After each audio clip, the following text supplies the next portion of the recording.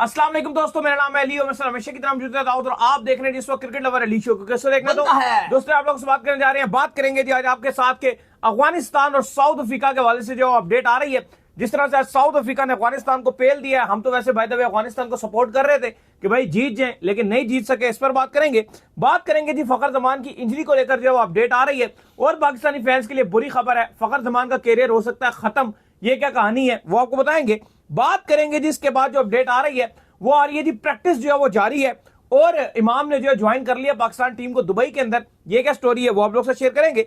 Zampa ने लाहौर के हवाले से बयान जारी किया है, क्या कहना है उनका वो आपको बताएंगे। और कल बड़ा तगड़ा मैच है भाई लाहौर में, इंग्लैंड और ऑस्ट्रेलिया का।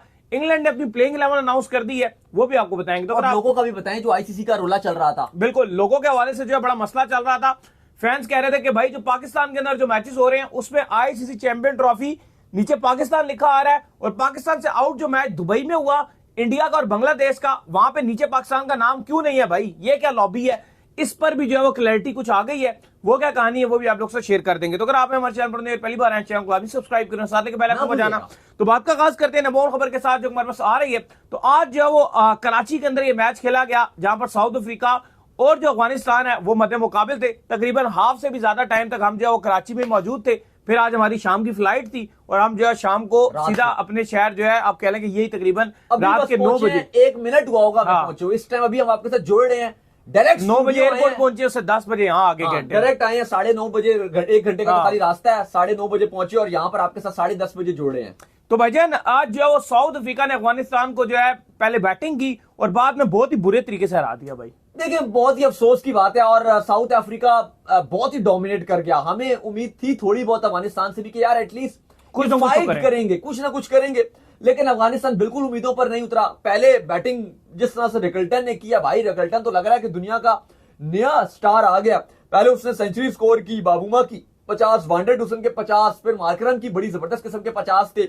और जब अफगानिस्तान बैटिंग करने के लिए आया तो बिल्कुल भीगी बिल्ली साबित हुआ। इवन रहमतुल्लाह जो है, रहमत शाह जो उनके, इवन उन्होंने फिर भी 90 रन बनाए, लेकिन उनके अलावा किसी ने भी रन नहीं बनाए और पूरी अफगानी टीम सिर्फ और सिर्फ 43 ओवर खेल सकी और 208 पर पूरी टीम ढेर हो गई। इस तरह से साउथ अफ्रीका ने 107 रन से मैच जीत लिया। बहुत बड़ी जीत है। 315 पहले साउथ अफ्रीका ने बनाया था। ना सिर्फ मैच जीता बल्कि अपना नेट रन रेट भी खूब इंप्रूव कर लिया। नहीं बिल्कुल बड़ी बेहतरीन किस्म की जीत जो है वो उनको मिली है। इवन अफगानिस्तान ने बड़ी प्रैक्टिस भी की, लेकिन एक और चीज है जो कराची का वेदर है वो भी थोड़ा बदला हुआ था। आज फिर जो है वो कराची में ठीक ठाक हवा चल रही थी। इवन जो है बादल भी कराची में आए हुए थे, जो जिसके चलते मसला ये भी हो रहा है क्योंकि सेकंड बैटिंग में पहले तो ऐसा हो रहा था पिछले दिनों कराची का मौसम थोड़ा गर्म हुआ था। आज भी जब हम जुम्मे की नमाज पढ़ रहे थे तो कराची में कतरे गिर रहे थे बारिश के। तो ये भी एक सीन बना हुआ है कि कराची के अंदर ड्यू शू नहीं आ रही। तो ड्यू का भी एक इशू जो है बना हुआ है कि ड्यू बिल्कुल भी नहीं आ रही। तो सेकंड जो बैटिंग कर रहे हैं उनको कोई हेल्प नहीं। फिर भी कराची में गर्मी है। गर्मी है, रात को हवा उस तरह से चल जाती है कि ड्यू शू नहीं, रात को जो हवा चलती है उस वजह से वो एक हबस वाला जो मौसम होता है ना जिसमें प्रॉपर ड्यू आ जाती है, वो चक्कर नहीं है। खैर इसके बाद जो अपडेट आ रही है वो फखर जमान के हवाले से आ रही है और अपडेट ये आ रही है कि फखर जमान के लिए जो है बुरी खबर आ रही है।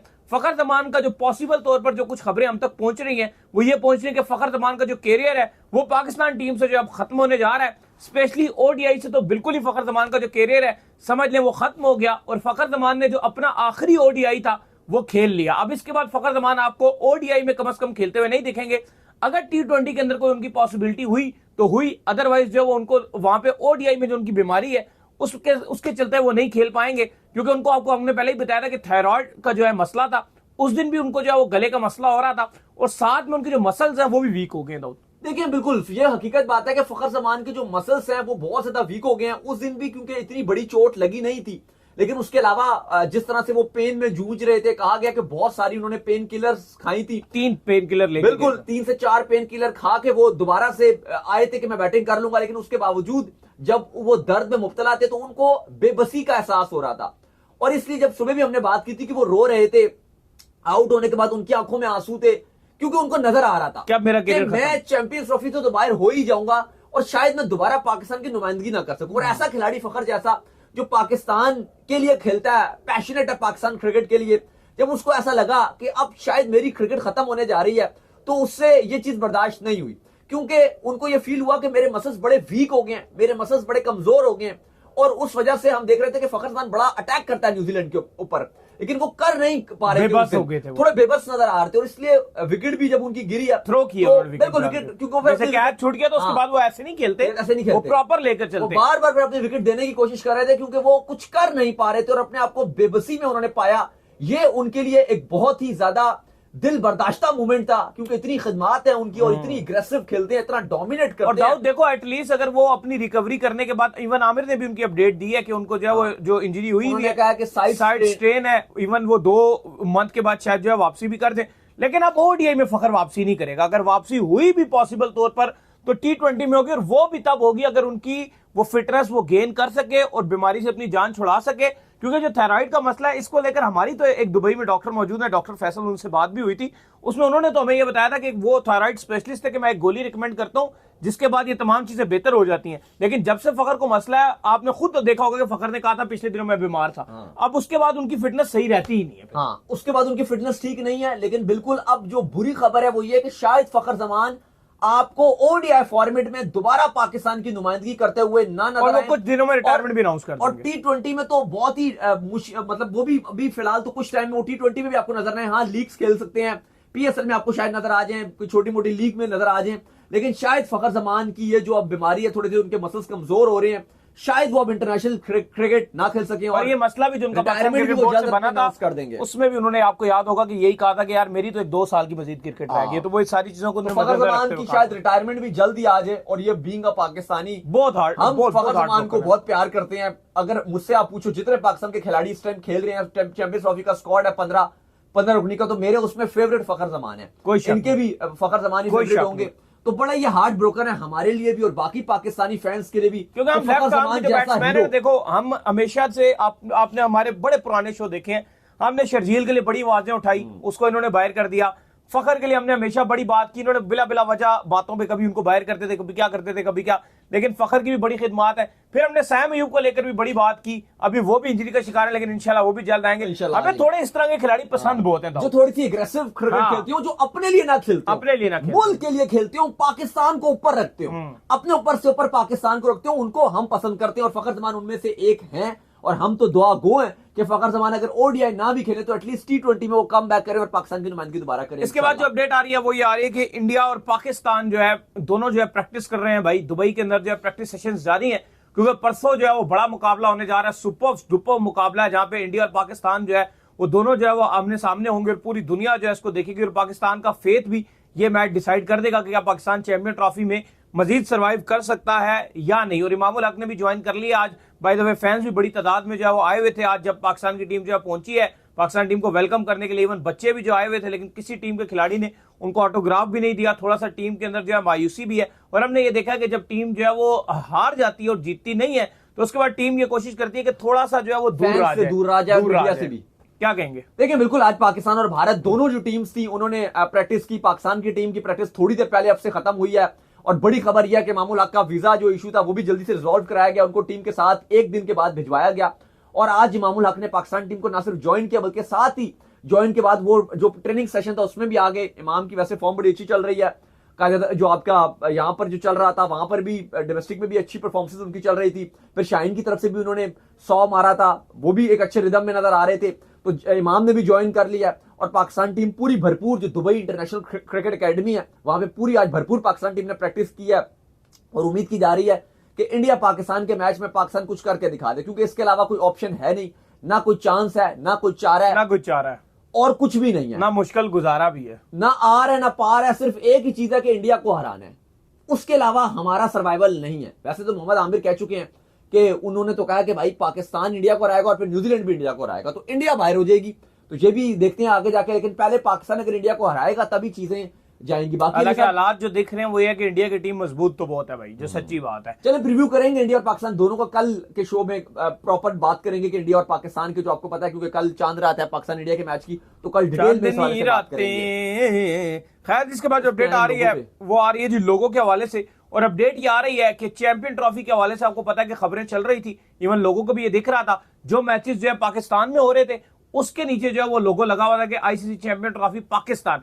और जो मैचेस दुबई में हो रहे थे, जो पहला ही हुआ है अभी इंडिया और बांग्लादेश का, उसमें जो लोगो था उसके अंदर पाकिस्तान ऐड नहीं था, तो बड़ा ये चल रहा था भाई, ये देखो उधर पाकिस्तान ऐड नहीं है, यहाँ पाकिस्तान ऐड है। ये छोटे छोटे बड़े मसले जो है बनाए होते हैं इंडियन मीडिया ने, और इन मसलों को इंडियन मीडिया बहुत ज्यादा उछालता है। तो आईसीसी ने पाकिस्तान से माजरत कर ली है और लोगो ऐड हो रहा है भाई। देखिए बिल्कुल, पीसीबी ने आईसीसी से पूछा कि भाई ये क्या तरीकेकार है, जब मैच चल रहा होता है टीवी पर तो कोने में लोगो लिखा होता है जिस पर लिखा हुआ था आईसीसी चैंपियंस ट्रॉफी 2025, नीचे पाकिस्तान। बिल्कुल, कराची वाले मैचेस में तो लिखा हुआ था, लेकिन जो बांग्लादेश और इंडिया का मैच हुआ तो वहां पर ये नहीं लिखा था। तो जब पीसीबी ने आईसीसी से पूछा कि भाई ये क्या ड्रामाबाजी है, तो आईसीसी ने कहा कि हम सिर्फ चेक कर रहे थे दोनों लोगोस, और आइंदा ऐसा जो फ्यूचर के जो मैचेस होंगे उसमें पाकिस्तान लिखा होगा। बेशक वो दुबई में खेला जाएगा, कराची में खेला जाएगा, लाहौर में या रावलपिंडी में। हमने खाली इंडिया और बांग्लादेश के मैच में एक चेक करने के लिए सिर्फ हमने पाकिस्तान का वो एक डिफरेंट लोगो ट्राई किया था, लेकिन अगले जो मैचेस होंगे उनमें पाकिस्तान लिखा होगा। जो इंडिया पाकिस्तान का मैच है, इंडिया न्यूजीलैंड का मैच है, जो सेमीफाइनल 1 दुबई में है, और अगर फाइनल लाहौर या दुबई कहीं भी होता है स्टिल लिखा होगा चैंपियंस ट्रॉफी 2025। तो ये छोटे मोटे इश्यूज होते हैं, और पता नहीं इतना ज्यादा कैसे हाईलाइटेड होना शुरू हो जाते हैं, और सोशल मीडिया में स्पेशली इंडियन मीडिया इतना ज्यादा ये इस तरह की जो छोटी छोटी चीजें होती हैं इंडियन मीडिया इतना ज्यादा हाईलाइट करता है कि मतलब ऐसा लगता है कि कोई उनके पास कवर करने के लिए, रिपोर्टिंग करने के लिए कोई चीज है ही नहीं। यही छोटी छोटी चीजें हैं। लिटरली मुझे तो ये नजर भी नहीं आया था लोगो, मैंने बाद में देखा है तो मुझे पता चला है वो जो इतना सा लिखा होता है वो होता भी व्हाइट कलर का लिखा होता है कि कहां ये पाकिस्तान लिखा हुआ था, पाकिस्तान नहीं लिखा था। इस बात पे क्या खुश होने की बात है कि पाकिस्तान नहीं लिखा हुआ जी दुबई के मैचेस में, मतलब क्या सोच है यार। खैर इसके बाद जो अपडेट आ रही है वो आ रही है जी जैम्पा के हवाले से। तो जैम्पा ने कहा है कि पाकिस्तान जो है वो सेफ है, और वो इस वक्त जो है मुकम्मल तौर पर सेफ हैंड्स में है जी। देखिए बिल्कुल, एडम जो जैम्पा है उन्होंने कहा है कि बहुत ही ज्यादा मुझे मजा आ रहा है पाकिस्तान में। उन्होंने कहा कि पाकिस्तान बिल्कुल सेफ है। ऑस्ट्रेलिया ने कल अपना मैच भी खेलना है पहला इंग्लैंड के साथ, तो उन्होंने कहा कि बिल्कुल हम सेफ फील कर रहे हैं। वो कहते हैं हाँ ठीक है, थोड़ा सा एक आप बोल सकते हो कि हमें आजादी नहीं है, जैसे कि दुबई या इंग्लैंड ऑस्ट्रेलिया या किसी और मुल्क होते तो शायद हमें ऐसी आजादी होती कि भाई बाहर जाएं, आप आउटिंग करें, कुछ भी करें।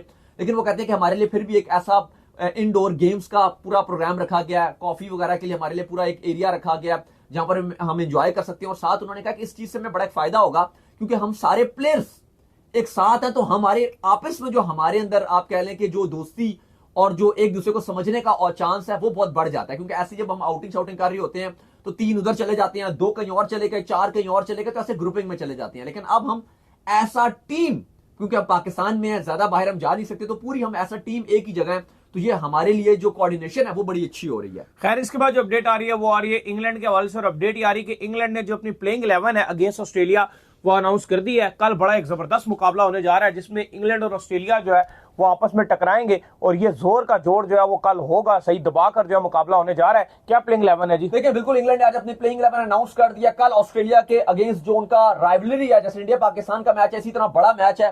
फिल सॉल्ट और बेन डकेट ओपनिंग करेंगे। नंबर 3 पे जेम्स स्मिथ आएंगे, 4 पे रूट, 5 पे हैरी ब्रूक, 6 पे कप्तान बटलर, 7 पे लिविंगस्टन, 8 पे ब्रेडन कर्स, 9 पे जोफ्रा, और इसके बाद जो है वो आदिल राशिद। दोबारा आपको प्लेइंग 11 करता हूं क्योंकि थोड़ी सी ये मिसअप हो गई है।